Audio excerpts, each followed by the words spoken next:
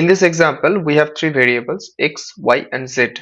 X is assigned to the integer value 10, y is assigned the floating point value 10.6, and z is assigned the result of adding x and y, which is a floating point value due to the presence of a floating point operand.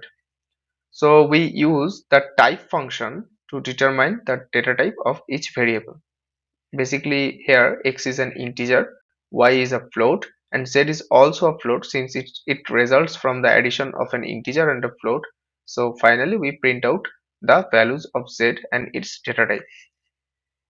In the next example, basically we start with a string s containing 10010, and we convert this string to an integer using int s2 specifying base 2 version conversion. This converts the binary string 10010 to its decimal equivalent. We then convert the string s to a float using float of s. We print the result of both conversions. The first print statement shows the integer value after conversion from binary, which is 18, and the second print statement shows that the float value after conversion, which is also 10010.0. As floating point conversion uh, doesn't change the value itself, just the data type. So in the next example, the Python type conversion using tuple, set, and list. So here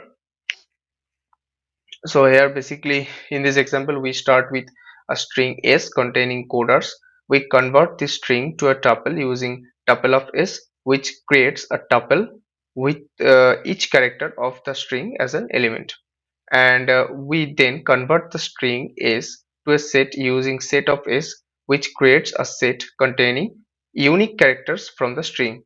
Finally, we convert the string s to a list using list of s, which creates a list with each character of the string as an element. We print the results of the conversion. The first print statement displays the string converted to a tuple, the tuple of coders, and the second print statement displays the string converted to a set cd and cdroc. The sets are unordered and eliminate duplicate elements.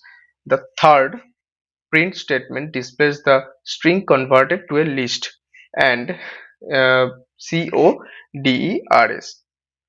And then we take the example of Python input function, and here in this code we are demonstrating how to take different types of user input in Python. So basically we use the input function to prompt the user for input. The input is stored as a string by default, and we take the basically we take input for the color of a rose in and print it. We use int of input, I mean integer of input, to take input as an integer, then print it after converting it to an integer. We use float of input to take input as a float and then print it after converting it to a float. And this code illustrates how to iteratively or interact, how to take basically collect input from users and uh, convert it to different data types as needed. And in this tutorial we are basically uh, we saw the various type conversions in Python: explicit, implicit, and the type conversion using the tuple, set, and list. So thank you guys.